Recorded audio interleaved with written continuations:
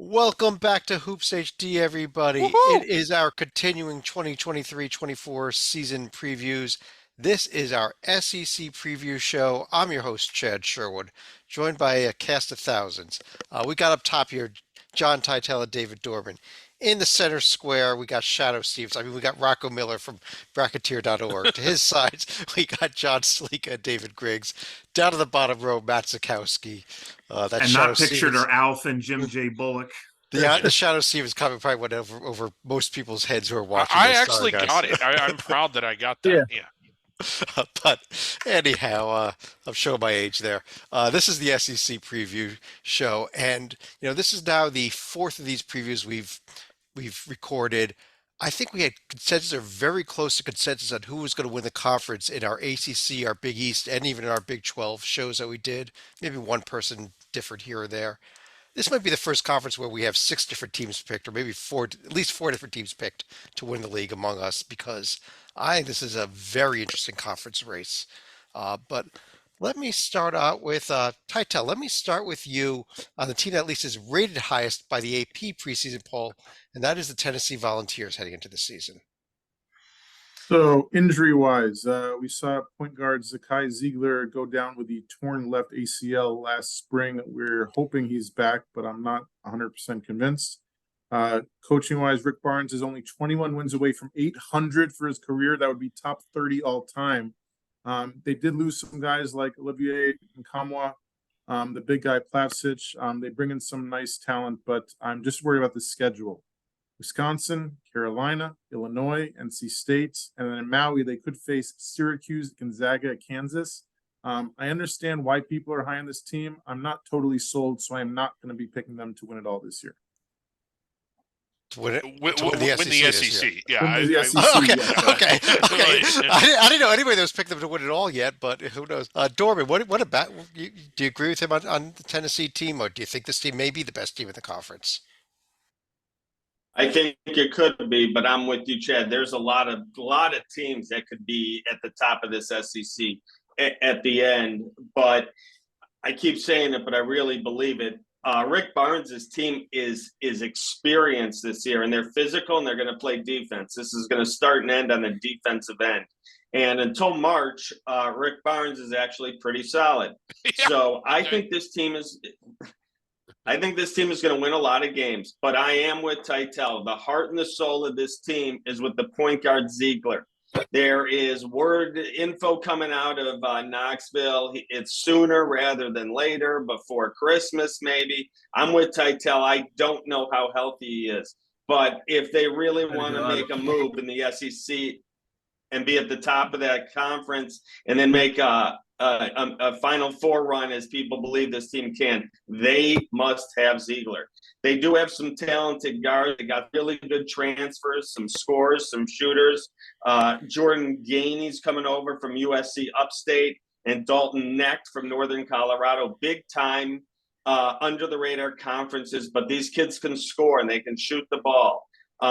So like I said, and I'm with Teitel, a lot of this is going to be on Ziegler. We'll see if he can come back. Rocco, is Ziegler ready? I mean, you tend to have your ear to this stuff. So SEC had media day today. I watched as many of the guys ramble on as I could, but Coach Barnes said today he's questionable for the opening night, which is a great sign, and they won't rush him back. But mid-November is kind of like the worst case, so that would be Maui Invitational time frame. All right, well, I've got to go to Matt next. They do play Wisconsin. I have another visitor too. So. Go ahead, Rocco. I was gonna point out they will play Wisconsin the first week. It's the opening Friday night, so they could be without him in that big game. But it seems like overall he'll be okay.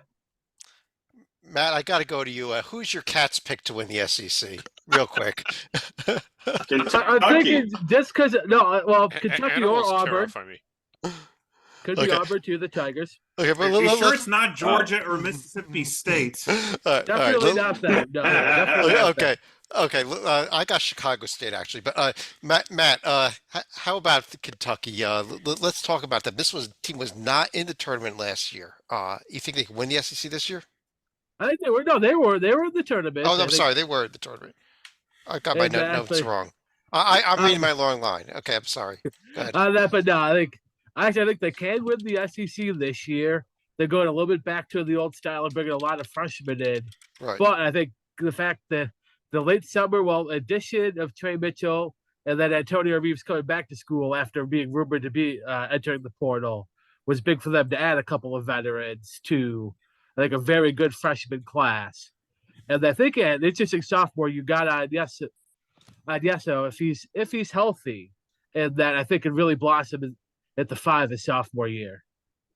And that along with just a great freshman class. Yeah, Justin Edwards, DJ Wagner, DeWan's kid for doesn't want to feel old, Reed Shepard, Rob Dillingham.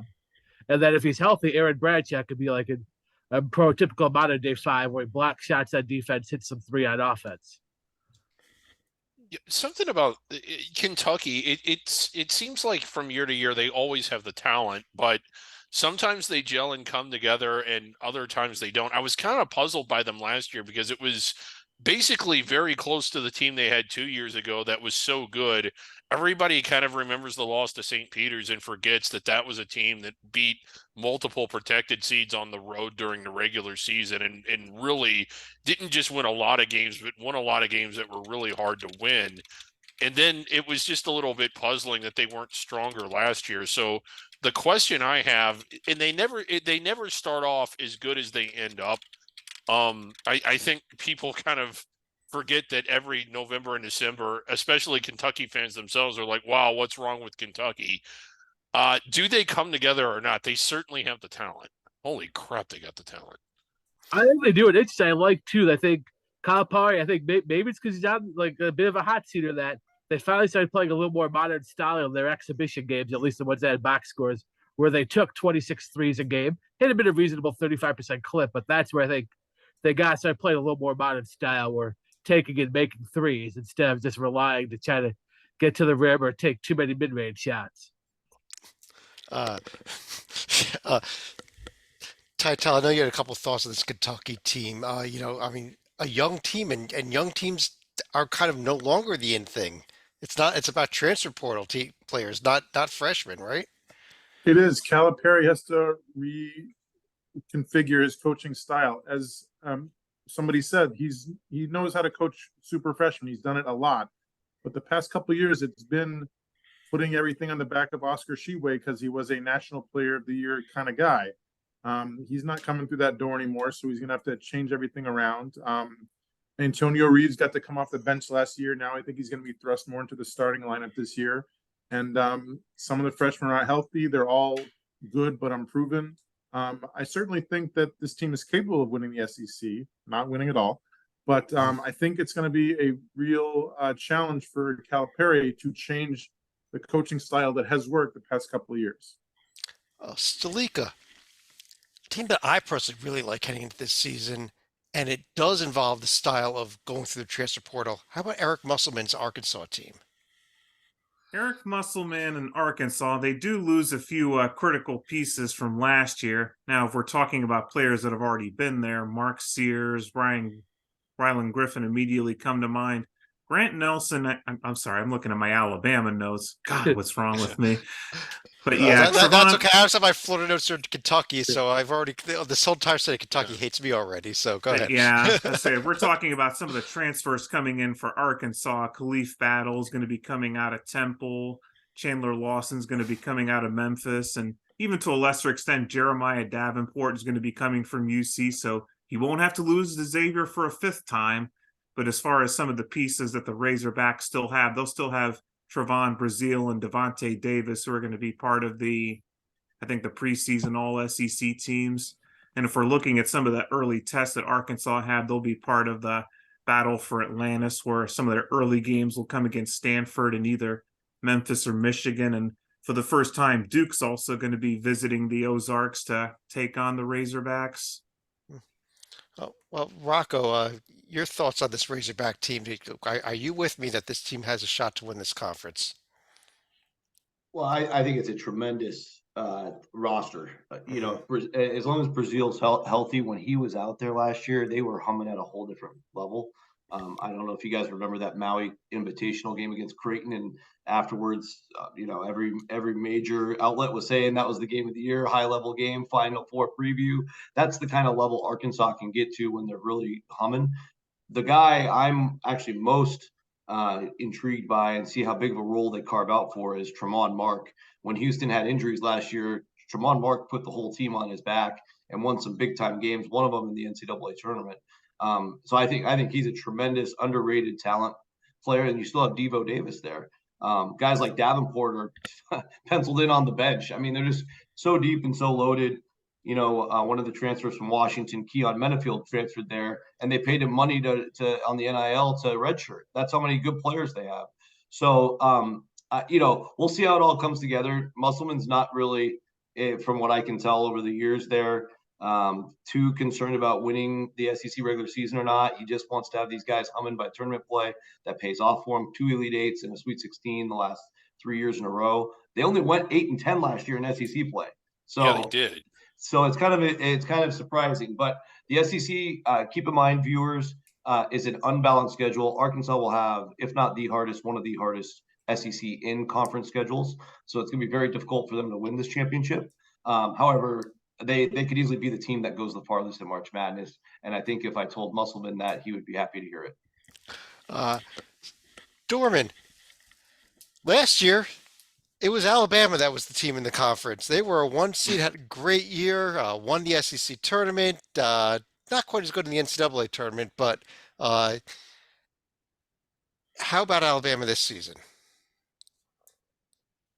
I think they're talented. They're very, very talented. They have some really good bigs up front.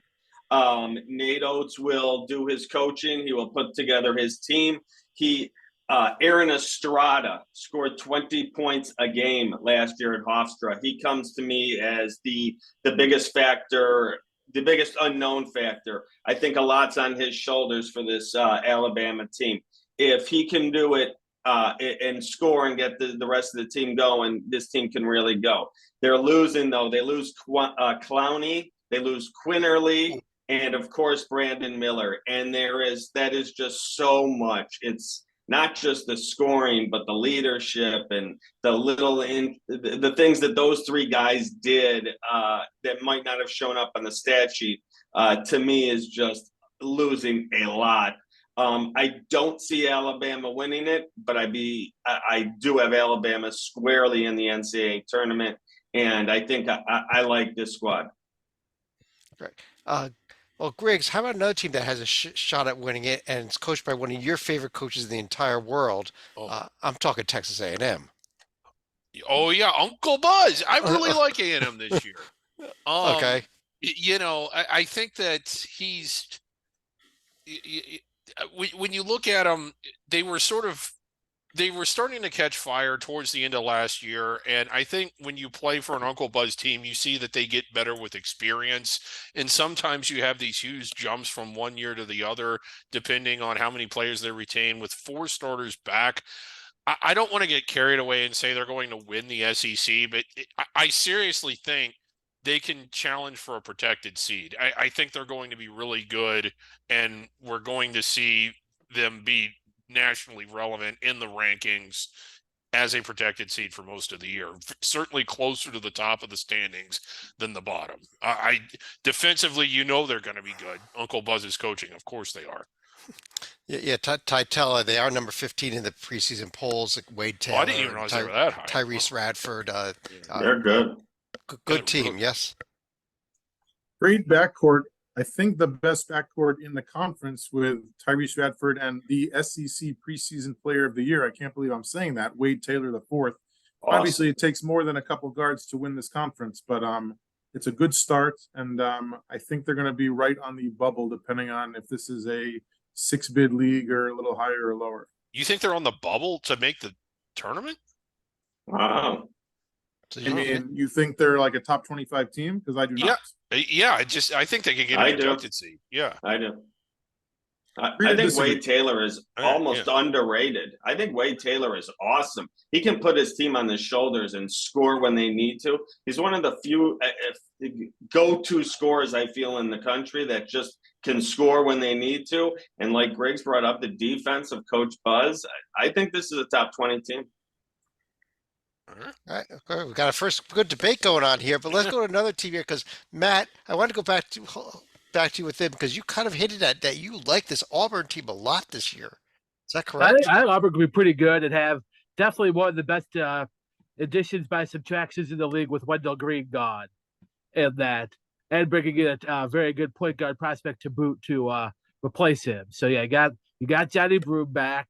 You got Katie Johnson, who's also a little wild, but plays so hard on defense that like I could live with a couple of quick in the shot clock 20-foot shots because of the defensive effort he puts in.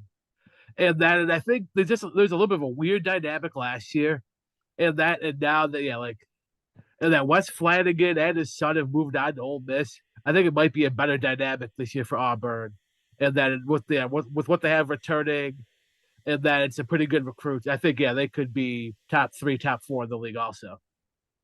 Mark, are you with it? Are you with me on this Auburn team? Maybe not that high. It's hard to. It's just a lot too many unknowns. Obviously, with Broome back, I mean he's tremendous. Love him to death. Denver Jones coming over from FIU. I mean, I thought he was very underrated at FIU. I think he can make this jump. You mix him in with Holloway, the freshman that Matt mentioned, and Katie Johnson. Again, it's just going to be guards running the show for Bruce Pearl, running Bruce Pearl's system. They're not, even though on paper you should probably run the offense through the bigs, Bruce Pearl's just never going to play that way. So it's going to be kind of fun to see how it plays out. I just think, defensively, a little bit more of questions. FIU didn't play any defense, for example. That's the system Denver Jones is coming from. Didn't play a whole lot of offense either. A couple nights they did. Yeah. But I just think there's more question marks than answers compared to the last couple of years. But I do agree that like with Wendell Green and the Flanagan drama leaving town, that in theory helps. I also just think Bruce Pearl is one of the only people that runs Division I basketball programs that actually embraces chaos. And I think he actually likes crazy stuff. Sorry, I won't swear. You can say shit. It's the internet. He likes crazy shit happening in his. Can't say that. In his locker room, in his practices. Today Broome was talking about how hard the practices are, and they just can't wait to go play somebody else because it's craziness in these 6 weeks right now at Auburn. All the way back to Milwaukee. Rocco, I know you know this. That's what his players have said. They just can't wait for the games to start. Yeah, they're feeling it. They're feeling it right now. Yeah.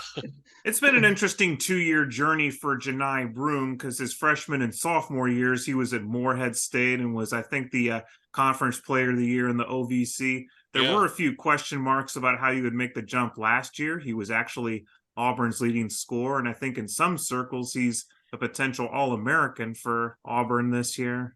Yeah, he really stepped into that role, and he's been really effective. And I realize that when players come from Summit League, I know we've seen Rocco made mention in the previous broadcast, but some of them can be really effective right away. I think Janai Broome is an example of that. He's just done really well. I really do like this. He didn't come from the Summit League. He came from the OVC, but go ahead. Oh, he came from the OVC. Oh, okay. I didn't. I meant under the radar conferences in general. Okay. Chad. Knew what I meant, Chad. He meant under the radar from a landlocked state. That's what. Yeah. Landlocked state. Okay. Titel.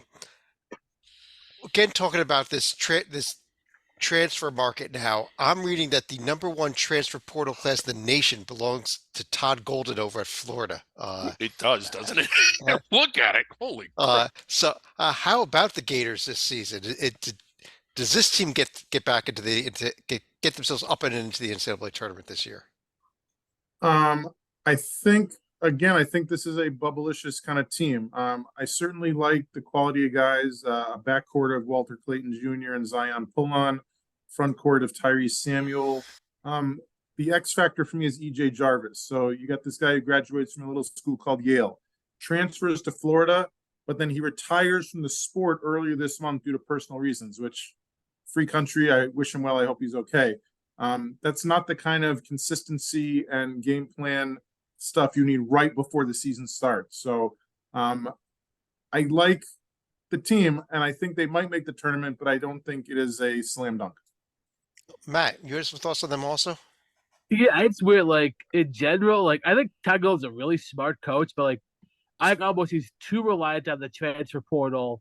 And then I don't think in a place like Florida, you don't have to be. There's a ton of local talent to where you build. I think you still build a nice base with your freshman recruits. Hopefully, retain a couple per year, and then maybe sprinkle in a couple of transfers. Not rely solely on them. I mean, you're Florida with that tradition, and like I said, there's a lot of talent that comes out of Florida each year. So I think he may have to adjust his approach and do fairly quickly because as Mike White will tell you, they don't have a ton of patience down there after the Billy Donovan years. Dorman, Mississippi State in the NCAA tournament last year as an 11 seed in the first four at least, but there was in the NCAA tournament. And a lot of players back. How about this team this year? Strong. I think they're almost underrated. Chris Jans, the old New Mexico State coach, and did a great job there. And I think he's doing a great job at Mississippi State. I think they're stronger than most people believe. I think they're in the top 4 or 5 of this conference. I know he's got a lot of seniors on the roster, and I always like seniors, especially guards. Shaquille Moore played some big time minutes, and he'll play even more. They also, I believe, Tolu Smith is a nice up front court player, rebounds the ball, plays tough defense. I think this team has a nice mixture of front court and back court with Coach Jans in the mix here. I think this is a team that is going to the tournament this year and a top 4 or 5 SEC team. I kind of like that what he just said there, Rocco. I think that this Mississippi State team may be underrated. People are overlooking them heading into this season. Well, yeah, I mean, I would have had him in the top 20, but Tolu Smith, unfortunately, is going to miss almost the whole year, if not the whole year. Just a recent injury a couple of weeks ago. Sad news. I think it shakes up the whole projection of the SEC because I would have agreed top 5 in the league as well. Now, Chris Jan's coaching skills gets put to the test a little bit extra. They're still old.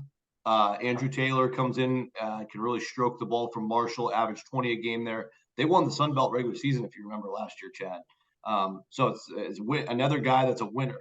Shaquille Moore can play, as Dorman said. It's still a pretty good deep team with some nice JUCO pieces. Chris Jan's the expert of the JUCO game, coming from Newton, Mexico State, winning the WAC with JUCO players every year. This guy, he could handle probably 4 or 5 bad breaks and still put a competitive team on the court. So I'm not counting him out. I have no idea where to place him now, but I still got him in the mix. They've got to at least be on the bubble. Well, yeah, I mean, when you looked at Chris Jans, and this is more the New Mexico State days, but aren't we used to like 10-man rotations here? So, while they lost an absolute key player that you pointed out, I don't know how much – I don't want to say they're not going to miss him. He was a really good player, but there's still a lot of room for success here in Starkville. I think so too. Yeah, and I think there's – if you start going – every other team we'll talk about after this, they're certainly capable of beating any of them, and they can knock off a couple teams above them, on a good night, right? So it's tough to predict. Handful of teams we haven't discussed yet, and Titel, I know you are a big fan of first-year coaches, and we got the only first-year coach in the conference is a rather intriguing choice by Ole Miss to hire Chris Beard after everything that happened with him getting thrown out of the state of Texas. The whole state hates this man, which is crazy because I don't know what they're going to do if they have to play a game at A&M, but go ahead. Texas and Texas Tech fans don't agree on very much except Chris Jans. Chris Beard, excuse me. Or Chris Beard. It's going to be rough sledding when he heads to the Lone Star State. Kind of an asterisk. He is a new coach, obviously, but he is far from an experienced coach, as he has some championship game experience under his belt. He's also bringing in key transfers. Of course, when you bring in a Hoya like Brandon Murray, like you're doing something good. He's also bringing in a ginormous 2-time conference defensive player of the year in Jamarian Sharp. And as somebody mentioned earlier, Alan Flanagan and his father to remain as assistant coach, kind of a package deal there. we know Chris Beard can coach. If anybody's watched college basketball the past several years, that should be obvious to you. But yeah, it's one of these things where he's putting a lot of pieces together and taking over. So not sold on the team just yet. And Marco, you just made a note here, a couple waiver approvals that are still pending for the team also. Yeah, I think that's honestly the key to them. If Brandon Murray and Musa Cisse, both projected starters, Cisse on that rock star defense at Oklahoma State the last 2-3 years, the three defenses that Cisse has been a part of have finished number 1, number 4, number 12 in defense the last 3 seasons, whatever school he's played for. So he's huge for the Chris Beard system. So is Brandon Murray.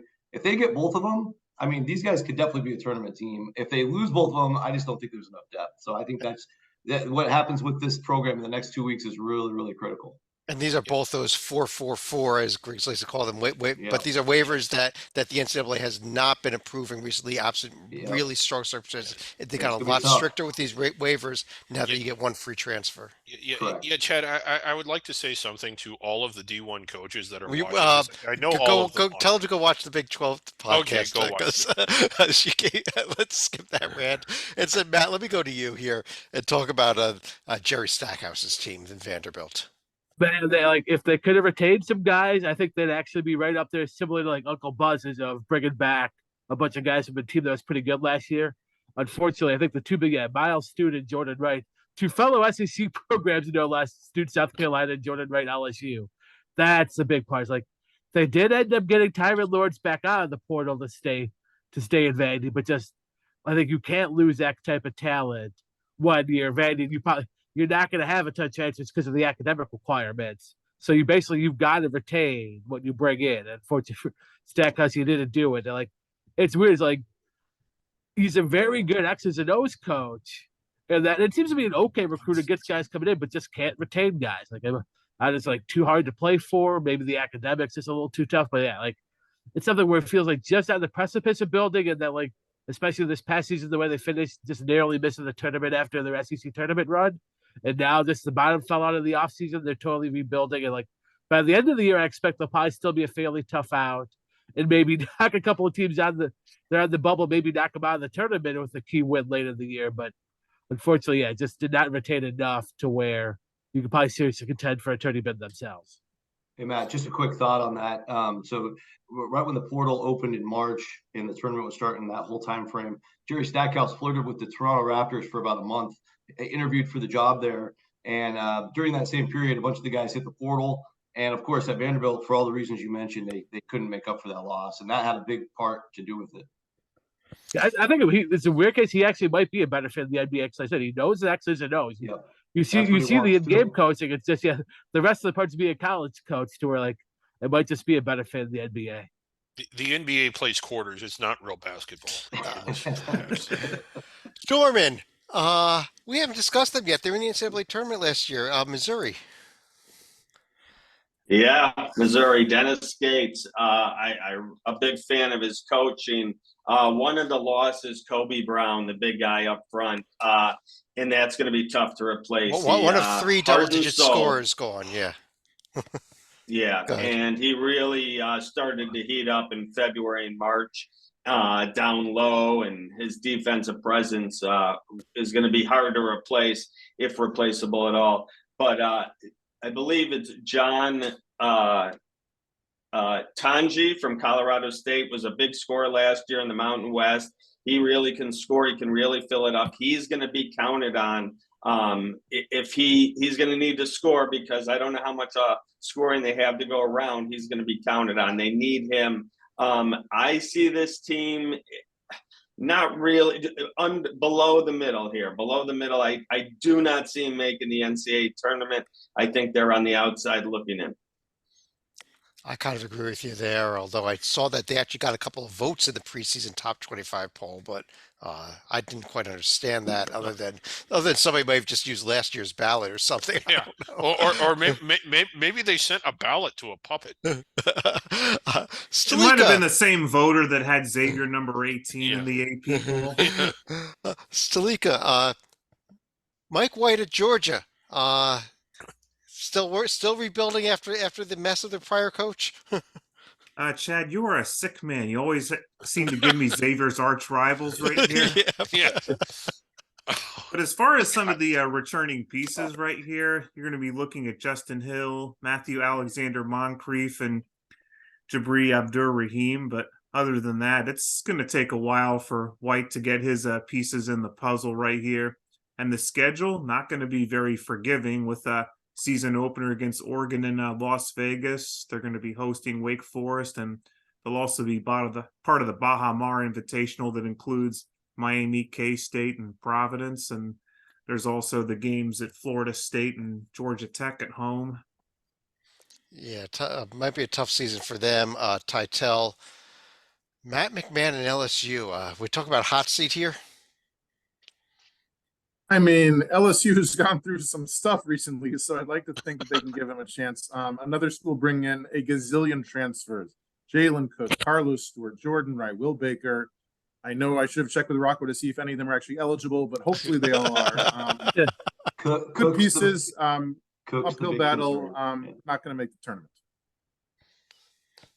Sorry, Rocco, could still be. They're not all quite eligible yet. Jalen Cook's the biggest piece they're counting on. He's not waiver approved yet, and who knows if he will be. So that's the one to watch. Classes started in August, right? Like, they still haven't gotten the answers on waivers. That no. I mean, did they just like a week ago become aware that they were 4-4-4 transfers? No, and somebody needs to tell John Rothstein that the watermelons have seeds in them this year. Yeah. Okay. So they're not getting handed out like seedless watermelons on the 4th of July anymore. Yeah. Griggs, South Carolina's the only team we haven't discussed. You can take as long as you want with them. Okay. Well, you know, I don't think they're going to be as good as North Carolina, and I see this being a really long year. I don't know. I don't have much. I see them being much closer to the bottom of the league, if not the very bottom. Okay, I lied. That's all the time you get. Thank you. but I can tell you, for $90, you can get a season ticket in the cockpit this year. Yeah, if I'm ranking all of the teams from the state of South Carolina, they're maybe in the middle, probably not quite. The question may be, are they an early season contender for our Stallings Award for the worst power conference team? They may be. I would like to see them swap with Charleston. Like, can we, relegate them down and promote Charleston? I think Rocco likes the South Carolina team this year. I think they were a lot better than last year. They were really bad last year, right? They're what were they in the rankings, like 220 or something? I think they'll be top 150. They got a chance to get up to closer to 100. I think they're just deeper, but they don't have any like superstar talent or anything to get to the top of the league. But I think they'll be more competitive. On that note, what I want to do is run through each of you with the same questions we ask at each end of these shows. Who's going to win the conference? How many bids? And any other final thoughts you have on the SEC? Matt, let's start with you this time. All right, so I'm going to go with Kentucky winning the league. I got 6 bids, so Kentucky, Tennessee, Alabama, A&M, Arkansas, and Auburn. So a lot of teams starting with A. And I will say, going through this preview, and it's funny listening to Gary Parrish college basketball podcast saying he thought the SEC might be the best league. I can't see that list of this league. So there's like a bunch of teams once we got beyond that top 6. And maybe like Florida, I don't have it, but maybe gets in. But like there's a lot of flaws for the best league when like half your league doesn't look tournament worthy. And then I'm struggling to find the 7th one. I don't think that could be the top conference. Okay. Titel. Matt is a very convincing young man. I think Calipari and his freshmen will get it done just because I can find something wrong with everybody else who should be above them. In addition to the Wildcats, I got Tennessee, Alabama, Arkansas, Auburn. I'm going to go with A&M because I don't want everybody else to yell at me again. As far as the 7th, I think Mississippi State or Florida might. I'm really concerned about the Tolu Smith injury. So I'll set the over-under at 6.5 and say one of them will get over with 7, but I have serious doubts. As far as the final thought, as Chad calls up a very tall screenshot. So we got 2 giants here. On the left, from Oral Roberts, Connor Vanover, who is now at Missouri. On the right, from Western Kentucky, Jamarian Sharp, who is now at Ole Miss. These gentlemen are both 7 feet 5 inches tall. And the reason I wanted to discuss them briefly was to put something on your calendar. I want you to circle February 17th, 2024, when these two face each other, the first ever college sporting events with a pair of guys who stand at least 7'5". We've seen guys like Sean Bradley and tackle fall and stuff. We've never seen them face off against somebody their size. It is going to be historic. All right. I'm definitely going to circle that one. Dorman. I have 6 locks for the SEC. I'm going to go with 7 because I believe in Todd Golden. Mine might be different. A&M, Tennessee, Alabama, Arkansas, Mississippi State, Kentucky, and I'm going to slide Florida in there. That's my 7. I hope Titel doesn't yell at me, and I don't like arguing with him because usually he ends up being right. I like Texas A&M to win the title here in the SEC. I think they're like we said. I think they're experienced, and I love Wade Taylor. So that's my champion. My final thought has nothing to do with the SEC. It does have to do with Bellarmine University. I believe yesterday they filed a waiver to the NCAA to ask for eligibility to the NCAA tournament. Griggs can help me out here. I believe it's a 4-year waiting period. I believe they're in year 4. Is that correct, Griggs? Yes. Bellarmine is. It's a 4-year transition. It comes up every year when conference week gets started and who can win, and this team isn't in the conference tournament, but this team. If you're in Division I basketball and you're in these conferences and you're playing the schedule out just like everyone, once they're in Division I basketball, then you're in Division I basketball. You shouldn't be dismissed from the NCAA tournament for 4 years because that's what the NCAA thought this was a great idea years ago. Get rid of the rule of the year you become eligible in Division I basketball, you should be eligible for the tournament. Bellarmine's had a wonderful program forever, but the last 2 or 3 years, they should have been in the tournament, and instead the NCAA comes up with a ridiculous rule. Once you become Division I eligible, let them in the tournament. Bam! Just like that. You're the winner. Well, there is a winner. I need to correct David on something. There is a SEC connection. Greg Sankey, at least according to Bellarmine, is supporting the waiver that they're not going to get, but that we will emphatically support ourselves. We'll talk about this when we get to Under the Radar. Where are we up to? Stalika. I think Dorman actually stole some of my thunder. I was also prepared to say Texas A&M would be my pick to win the SEC. I do think they have the experience to do it. They also finished unbeaten at home in conference play for the first time, and I think it was 50 or 60 years, even going back to their Southwest Conference days. I was prepared to say we'll probably see 7 teams in the SEC tournament, but with Mississippi State's injury situation, I think that's going to be a bit of an uphill climb now. So I think someone in another conference may end up getting that bid instead. I'll still go with 6 teams right here. And besides the Aggies, I'll also say Tennessee, Arkansas, Kentucky, Alabama, and Auburn end up getting in. But as far as my final thought goes, even though we only have the ACC-SEC challenge this year and we don't have the SEC and Big 12 matchup anymore, we are seeing a lot of top-heavy schedules in the SEC. It's not just scheduling bottom feeders from conferences like the Mountain West, the Big 10, or the Big East, etc.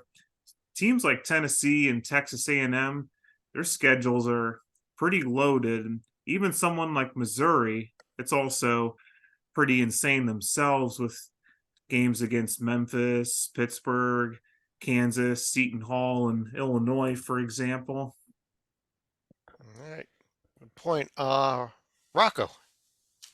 Scheduling within the conference is the top heavy thing I wanted to touch on as well, just because last year Texas A&M 15-3 in the league, mainly because they had a bottom of the league type of schedule. They played most of the top just one time, and allowed them to go on that crazy run where they, I don't know, what was it? They won 14 out of 15 at one point last year, and they just got super connected, super together, won a lot of tight games on the margins. Credit to Uncle Buzz for that coaching. But this year's gauntlet's going to be a lot different for A&M.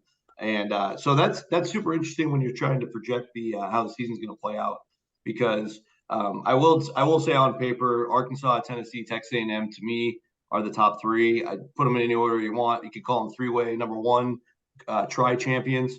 I have Kentucky 4, Bama 5, and then Florida, Auburn in that 6-7 range. Can't really decide between those two, but I think they're both going to find a way in. But I do think this league once again gets an 8th team. And I think that's where the schedule really comes into play. If Ole Miss gets the waivers, they're going to have a much easier schedule than anybody at the top. And they have Chris Beard on their side and great defense. I think Ole Miss would be the pick. If they don't get the waivers, like we've talked about, thanks to Mr. 444 and his beautiful explanation over there, then I think the window stays open for Mississippi State to squeeze in, or even though Mizzou will have a tougher schedule, maybe it's Mizzou. And here's my super dark horse. If things don't go well for any of those three, then Georgia might be the team to watch. I kind of like Georgia. I think they're a year away still, but I think Georgia's definitely heading in the right direction here, and it would not totally shock me if they were a dark horse that somehow snuck in. You kind of stole my thunder a little bit, Rocco. I'm going with the 8-team ACC as well. I like that. I think this conference is where these bids are going to go this year. My pick to win it all is Arkansas. I'm going with the same 8 as everyone else, though. Probably here: Tennessee, Arkansas, A&M, Kentucky, Auburn, Alabama, Florida, and I will go Mississippi State over Ole Miss. I just think Chris Jans gets it done even with the injury. He knows about it heading into the first game of the season. They're going to have plenty of time to prepare and deal with that. Griggs, you're up next. I'm also going with 8 teams. If I get to pick 3, then yeah, the Tennessee, Arkansas, A&M tri-champs are what I'm going for. Yes. Kentucky has a lot of question marks, but if I have to guess, I guess they will pull it together. It just seems that while they don't always do it, they do it more often than not. I like Alabama. That's the 5th of the 8. I know that they lost a lot, but they still have enough to perhaps not be a protected seed and certainly not a 1 seed, but a solid first ballot team.